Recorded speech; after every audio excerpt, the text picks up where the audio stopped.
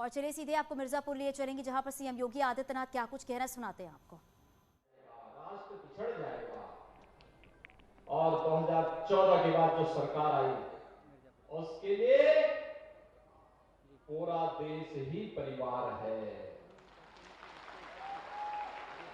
उसके लिए हर किसान, हर नौजवान, हर महिलाएं, हर गरीब, समाज के हर एक तबके के विकास का कार्य हो, उनका उन्नयन हो, यही उसकी ध्येय निष्ठा होती है।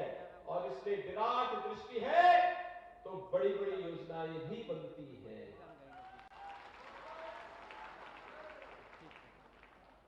माननीय गडकरी जी का भाषण इसके बाद होने जा रहा है। जितना बोलेंगे उतना वे अपने हाथ से यहां देकर के चले जाएंगे।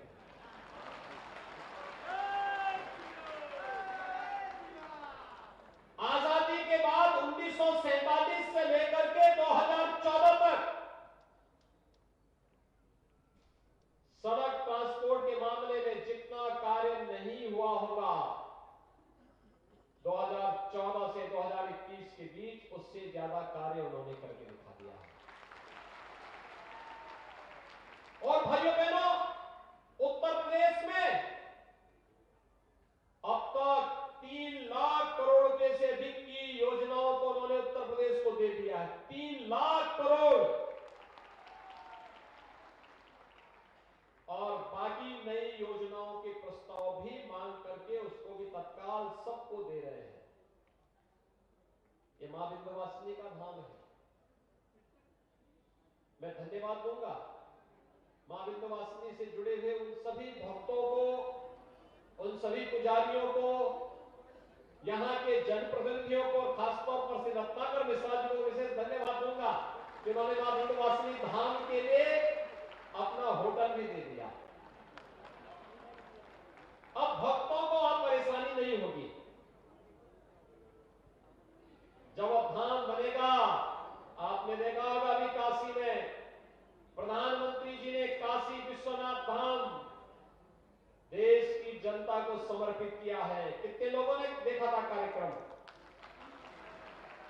सभी लोगों ने देखा है। कितना भव्य बना है। कल काशी विश्वनाथ धाम में 1.25 लाख लोगों ने दर्शन किया है। अनुमान कर सकते हैं। हर हर महादेव।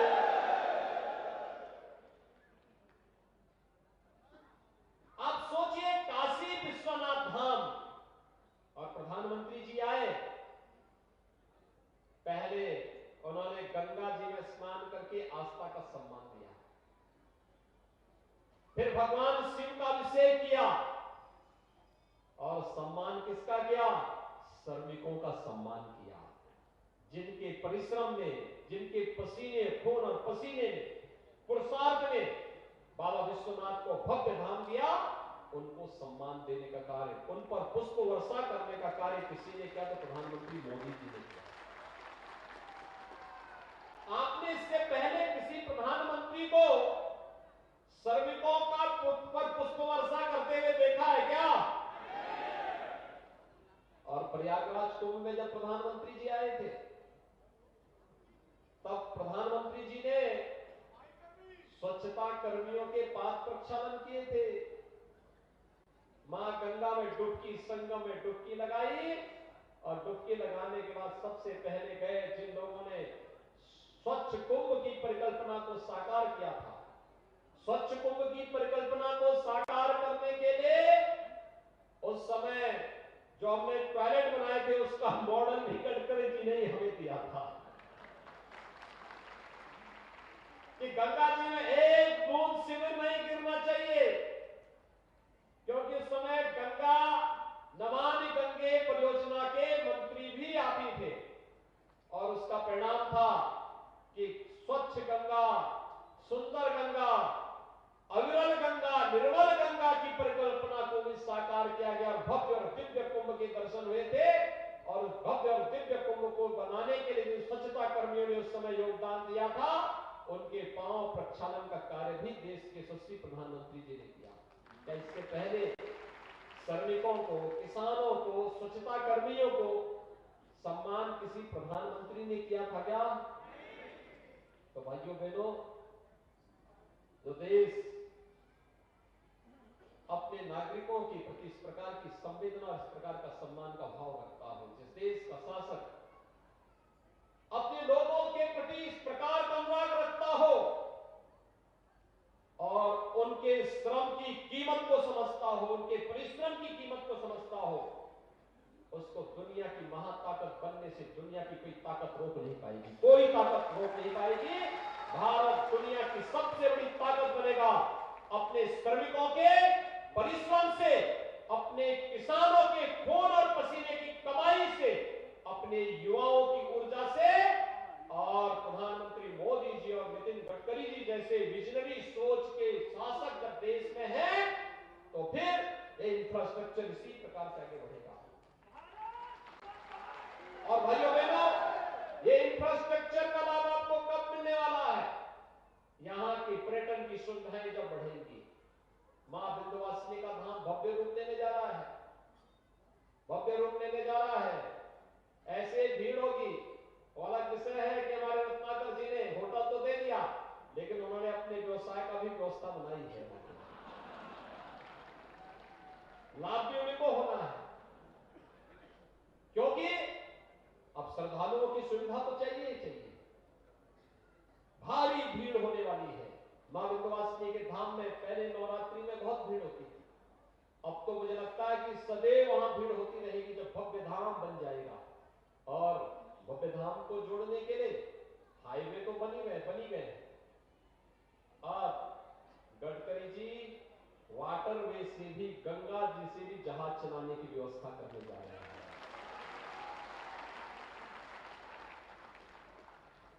हल्दिया से वाराणसी तक तो हो गया है, अब वाराणसी से प्रयाग के बीच में जाना है तो मिर्जापुर को कोई छोड़ थोड़ा पाएगा। और यही नहीं, वाटरवे ही नहीं, अब अनुप्रिया जी जब दिल्ली से आएंगी तो उनको प्रयागराज या वाराणसी में नहीं उतरना पड़ेगा, सी प्लेन से मिर्जापुर में ही यहां पर गंगा जी में उतर जाएंगे। यहीं से फिर दिल्ली के लिए प्रस्थान भी कर जाएंगे। समय की बचत हुई है ना, लोगों के लिए एक नया साधन भी मिल जाएगा ना। यह है विकास की सोच, बड़ी सोच, विराट सोच बड़ा काम देती है। संकुचित सोच विकास को समेट देती है, अपने पराये का भेदभाव करती है। भाइयों बहनों, इस विराट सोच का ही परिणाम है इस सदी की सबसे बड़ी महामारी में प्रधानमंत्री मोदी जी के नेतृत्व में इस देश ने किस प्रमुखता के साथ इस लड़ाई को लड़ा है, किसी से छुपा हुआ नहीं है। फ्री में टेस्ट, फ्री में उपचार, फ्री में वैक्सीन। कितने लोगों ने वैक्सीन लिया है? वाह। और पीछे जो लोग खड़े हैं सबने ले लिया ना, मैं आपका अभिनंदन करता हूं।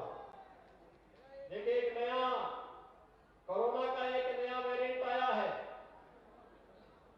और पता लगा है कि जिसने वैक्सीन लिया है उनका ये वेरिएंट कुछ नहीं बिगाड़ पा रहा है, एकदम सुरक्षित है लोग।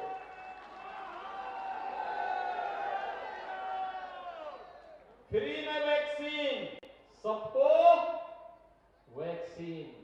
और जो लोग वैक्सीन का विरोध कर रहे थे उनका क्या करेंगे? अब जो लोग वैक्सीन का विरोध करते थे, कहते थे कि ये तो मोदी वैक्सीन है, और जो कहते थे बीजेपी का वैक्सीन है, ये मोदी वैक्सीन और ये बीजेपी का वैक्सीन ही कोरोना से बचाएगा भी। और इसलिए जो लोग वैक्सीन का विरोध कर रहे थे, क्या आप लोग उनका विरोध करेंगे? तैयार हैं? दोनों हाथ उठाकर के थोड़ा बताइए। भाइयों बहनों, सब कुछ तो मिला। अन्न योजना भी डबल इंजन की सरकार है, तो डबल डोज भी अन्न का सबको प्रदान करने की कार्रवाई प्रारंभ हुई है। राशन मिल रहा है ना? अरे दोनों हाथ जोर से उठा होना चाहिए, काहे घबराते हो? जमींदार में कोई छीन थोड़ा रहा उसको, जो दी जा चुकी है उसको कोई लेने वाला नहीं है, वो तो दे दिया है, आपका अधिकार था वो दे दिया गया है।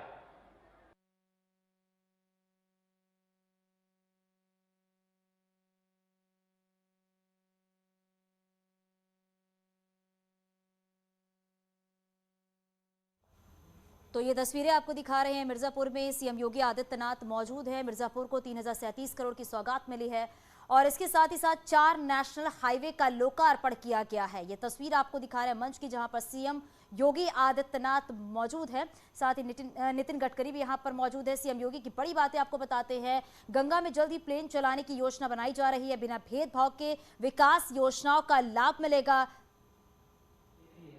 हर एक के जीवन में खुशहाली लेके आ जाना, हर एक के जीवन को आसान बना देना, गरीब को मकान मिल जाए, गरीब को आयुष्मान भारत का कार्ड मिल जाए, गरीब को राशन की सुविधा मिल जाए, गरीब को उज्ज्वला योजना का कार्ड मिल जाए, गरीब के जीवन में खुशहाली आ जाए, यही तो उद्देश्य है। और मुझे आपको इस बात के लिए भी बधाई देनी है, मां विंध्यवासिनी के नाम पर आपके मिर्जापुर में मेडिकल कॉलेज का भी शुभारंभ हो गया है। बधाई अनुप्रिया जी को भी, यहाँ के माननीय विधायकों को भी, और आप सभी लोगों को। इस सत्र में वहां प्रवेश शुरू होने जा रहे हैं और प्रवेश के साथ ही मिर्जापुर में कोई सोचता नहीं था, अनुप्रिया जी ने इतना परेशान किया, जबरदस्ती वाली जमीन ले ली सरकार ने और मेडिकल कॉलेज आप बन करके खड़ा हो गया। ये होती है विकास की सोच, विकास की सोच, जनता को सुविधा मिले, अधिकाधिक सुविधा मिले। और भाइयों बहनों, इसका दूसरा कोई विकल्प नहीं, कोई विकल्प नहीं। आज नौजवान को नौकरी मिल रही है, पहले नौकरी एक परिवार के हाथों गिरवी रख दी जाती थी, नौकरी निकलती थी और महाभारत के सभी रिश्ते वसूली में निकल पड़ते थे। आज तो ऐसा नहीं है, आज तो नौकरी लगेगी तो उत्तर प्रदेश के नौजवान की लगेगी और उत्तर प्रदेश के नौजवान के साथ कोई भेदभाव नहीं कर सकता। मिर्जापुर का है तो नाम नहीं कटेगा, हर नौजवान को मौका मिलेगा, हर किसान को उसकी सुविधा मिलेगी। प्रधानमंत्री किसान सम्मान निधि पहले क्यों नहीं मिल पाई थी, 2014 के पहले क्यों नहीं मिली? क्योंकि किसानों के प्रति उनकी दृष्टि नहीं थी। हमने अभी श्रमिकों के लिए भरण पोषण भत्ता की घोषणा की है, वे श्रमिक कोई भी हो उनको मिलेगा। वे रिक्शा चालक होंगे, वे स्ट्रीट वेंडर होंगे, ठेला खोमचा रेहड़ी लगाने वाले होंगे, पल्लेदार होंगे, वे मनरेगा मजदूर होंगे, इन सबको इसके साथ जोड़ेंगे। निर्माण श्रमिक होंगे, उनको भी इसके साथ जोड़ेंगे। सड़कों पर काम करने वाला श्रमिक होगा, उसको भी सुविधा का लाभ देने का कार्य करेंगे। वृद्धाओं को, विधवा महिलाओं को, दिव्यांगजनों को उनकी पेंशन को बढ़ाने का काम भी कर दिया गया है।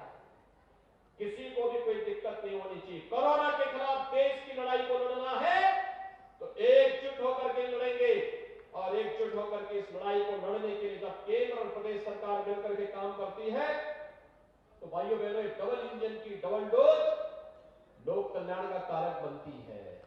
और उसी लोक कल्याण के भाव के साथ आज यहां पर इन 4 राष्ट्रीय राजमार्गों को 3000 करोड़ रुपए से अधिक की परियोजनाओं को यहां पर लोकार्पण करने के लिए माननीय गडकरी जी यहां पर आए हैं।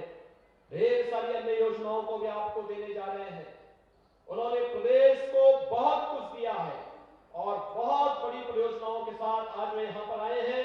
मैं एक बार फिर से प्रदेश वासियों की ओर से, मिर्जापुर जनपद के नागरिकों की ओर से माननीय श्री नितिन गडकरी जी का हृदय से स्वागत करता हूं, अभिनंदन करता हूं और साथ साथ यहां के अपने माननीय जनप्रतिनिधियों को, केंद्रीय मंत्री श्रीमती अनुप्रिया पटेल जी को, मंच पर उपस्थित हमारे जो माननीय विधायकगण हैं, उन सबको इस कार्य के लिए और यहाँ की जनता जनार्दन को भी मैं इन सभी परियोजनाओं के लिए हृदय से बधाई देता हूं, अपनी शुभकामनाएं देता हूं और विश्वास व्यक्त करता हूं कि यह मां विंध्यवासिनी के धाम के साथ साथ विकास की परियोजनाएं आप सबके जीवन में शुभकारी होंगी, मंगलकारी होंगी और आप सब इसका लाभ लेंगे और मिर्जापुर जनपद को भी विकास की उन नई ऊंचाइयों तक पहुंचाएंगे जिसकी अभिलाषा आजादी के बाद से यहाँ के क्रांतिकारियों, स्वतंत्रता संग्राम सेनानियों को थी।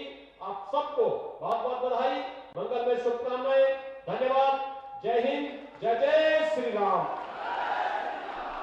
बहुत बहुत धन्यवाद माननीय मुख्यमंत्री। आप सुन रहे थे जहां पर सीएम योगी आदित्यनाथ विकास की बयार किस तरीके से बह रही है और किस तरीके से सरकार की योजनाओं का लाभ जनता को मिल रहा है, इसके बारे में वो जिक्र कर रहे थे। और अब नितिन गडकरी क्या कुछ कहने जा रही है, ये भी आपको सुनाते हैं।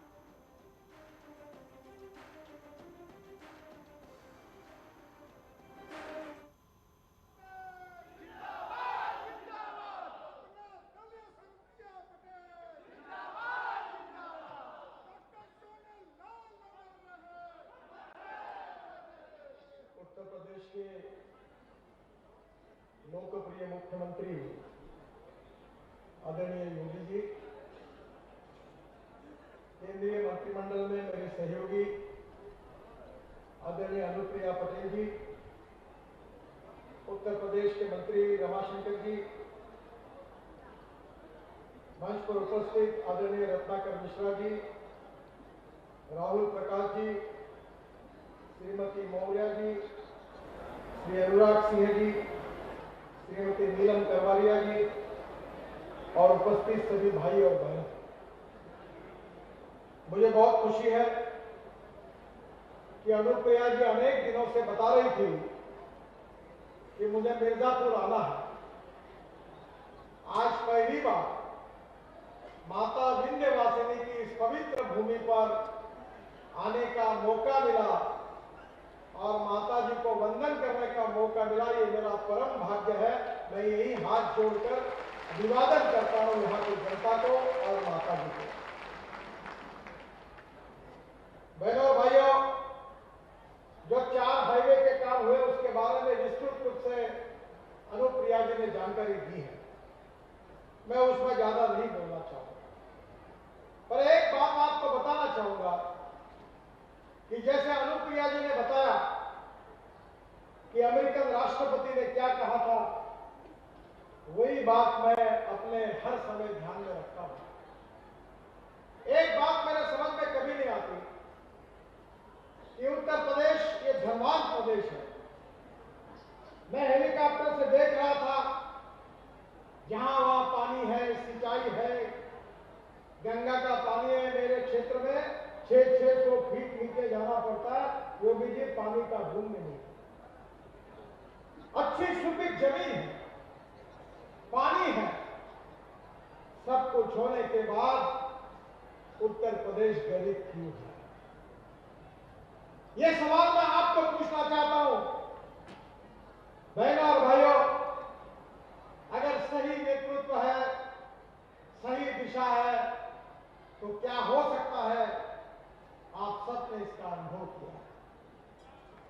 आपके आशीर्वाद से अभी अनुप्रिया जी कह रही थी कि वो मुझे श्रेय दे रही थी कि मैंने ये रोड बनाया, वो रोड बनाया। योगी जी ने भी दिया, और ये श्रेय मुझे नहीं है। ये श्रेय मोदी जी को भी नहीं है, योगी जी को भी नहीं है, अनुप्रिया जी को भी नहीं है।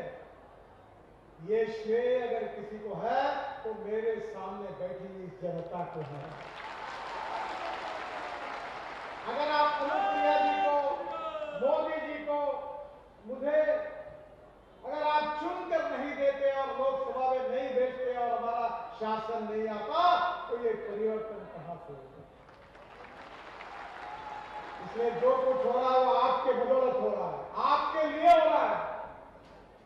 और हमारा परम कर्तव्य है कि माए बाप सरकार आप हो। और इसलिए मुझे खुशी है जो योगी जी ने कहा कि मोदी जी के नेतृत्व में 2014 से लेकर 2022 तक 3 लाख करोड़ से ज्यादा काम उत्तर प्रदेश में हुए। अनेक रोड बने, हाईवे बने। आज उन सबके डिटेल जानकारी देकर मैं आपका समय नहीं लूंगा। मैं मजाक में कह रहा था कि हाईवे पे लोग जा रहे हैं, वही अनुभव कर रहे हैं, तो भाषण में बोलने की जरूरत ही क्या है। मैं तो वही बातें करूंगा जो आगे होने वाली है। बहनों और भाइयों, मैं गंगा का मंत्री था, नमामि गंगा। ये मेरा परम भाग्य था कि मुझे गंगा की सेवा करने का अवसर मोदी जी ने दिया। यमुना से लेकर गंगा में 40 उपनदी और नालों को शुद्ध करने का काम था और गंगा के किनारे में जितने शहर आते उनको भी शुद्ध करने का कार्यक्रम था। मुझे बहुत खुशी हो रही है, करीब 26,000 करोड़ के कार्यों में से मेरे इस समय करीब 20,000 करोड़ के कार्य हुए और प्रयागराज में जब कुंभ हुआ तो साधु संतों ने मोदी जी को मुझे आशीर्वाद दिए। पहली बार प्रयागराज में लोग पानी पी रहे थे, वो तस्वीर हमको देखने के लिए मिली। अविरल निर्मल गंगा, ये मोदी जी का सपना था, ये पूरा होते हुए आप देख रहे हैं। दूसरा सपना था, मैं शिपिंग का मंत्री था, वाटरवेज मेरे पास थे, मैं बात कर रहा था कि गंगा में जहाज चलेंगे, लोग मुझे हंस रहे थे। कुछ मित्रों ने सलाह दी कि नितिन जी ऐसी कोई बात मत करो कि आगे आपको जवाब देना मुश्किल हो जाए। पर बहनों और भाइयों, वाराणसी से लेकर हल्दिया तक 1350 किलोमीटर जलमार्ग का काम पूरा हुआ। केशव जी मेरे पास आए, उनने कहा वाराणसी से प्रयागराज को जोड़ने के लिए ये भी जलमार्ग में ड्रेजिंग करा दीजिए। ये भी 2 मीटर का ड्रेजिंग मैंने पूरा कर दिया है और मैंने वर्ल्ड बैंक को एक प्रोजेक्ट सबमिट किया कि हमारे दिल्ली के पास सोनीपत पानीपत से लेकर जलमार्ग की शुरुआत होगी, वहां से दिल्ली आएगा यमुना में, दिल्ली से मथुरा, मथुरा से आगरा, आगरा से इटावा और इटावा से प्रयागराज जोड़ने का भी प्रोजेक्ट मैंने बना लिया था। वो भी आने वाले मंत्रियों को मैं अनुरोध कर रहा हूं, करूंगा कि इसकी शुरुआत करिए। और ये जो हल्दिया तक जा रहा है, वहां समाप्त नहीं होता। हल्दिया के बाद बंगाल की खाड़ी लगी है, पूरे नॉर्थ ईस्ट को ब्रह्मपुत्रा से जोड़ा जाएगा। और मैंने तो बांग्लादेश के प्रधानमंत्री जी की प्रार्थना पर सुषमा जी ने कहा ये भी काम कर दो, तो मैं भारत के बाहर घुस गया और बांग्लादेश में मुंगली पोर्ट का भी ड्रेजिंग 250 करोड़ रुपए खर्चा करके मैंने पूरा कर दिया। अब ये रास्ता, ये जो जलमार्ग है, वहां से आगे south east Asia, Indonesia, Malaysia, China, Singapore, north east. और अनुप्रिया जी मेरे पास आई थी, वाराणसी में मल्टी मॉडल हब बन रहा है, गाजीपुर में बन रहा है, हल्दिया में बन रहा है, साहिबगंज में बन रहा है और 40 रिवर पोर्ट बन रहे हैं। अनुप्रिया जी, मैं जब मंत्री था तभी मैंने आपके यहाँ के भी रिवर पोर्ट को मान्यता दी है। और अभी मोदी जी ने कहा था, बिल्कुल सच, अगली बार मैं आऊंगा मिर्जापुर तो दिल्ली से हवाई जहाज में बैठकर आपके साथ यही पानी में उतरूंगा। मैंने हवाई जहाज, पानी में उतरने वाले हवाई जहाज के नियम तैयार करने थे। मैं एविएशन मिनिस्ट्री को कहता था कि जल्दी बनाओ, तो बनाते नहीं थे। तो मैंने बोला आप जिसको एमपीवीएस सी प्लेन कहते हैं, मैं उसको फ्लाइंग बोट कहता हूँ, हवा में उड़ने वाली बोट। अगर तुम 3 महीने के अंदर नहीं बनाएंगे तो मैं नए नियम फ्लाइंग बोट के बनाऊंगा और लागू कर दूंगा। तो मेरा बात सामने आई, उन्होंने नियम बना दिया और मैंने खुद मुंबई के समुद्र में पानी पे उतरने वाले हवाई जहाज की ट्रायल की। बाद में मोदी जी का मुझे फोन आया और मुझे कहने लगे कि मुझे भी हवाई जहाज में जाना है गुजरात में। मैंने कहा बिल्कुल व्यवस्था करता हूं। तो नृपेंद्र मिश्रा जी का फोन आया कि नितिन जी आपको पता है क्या कि हवाई जहाज ये जो पानी पे उतरने वाला ये सिंगल इंजन का है, प्रधानमंत्री जी सिंगल इंजन के जहाज में नहीं जा सकते, ये आप क्या कर रहे हो? तो मैंने बोला आप मोदी जी से बात करो, मैं भी करता हूं। और मैंने मोदी जी को कहा कि प्रशासन का कहना है कि सिंगल इंजन में आपका बैठना नियम के आधार पर संभव नहीं है। और इसलिए कानून कहता है कि प्रधानमंत्री डबल इंजन में ही जाएंगे। तो प्रधानमंत्री जी ने मेरा बड़ा इंटरेस्टिंग सवाल पूछा कि नितिन जी, कानून का पालन करने की बात आप कब से करने लगे हो? क्योंकि वो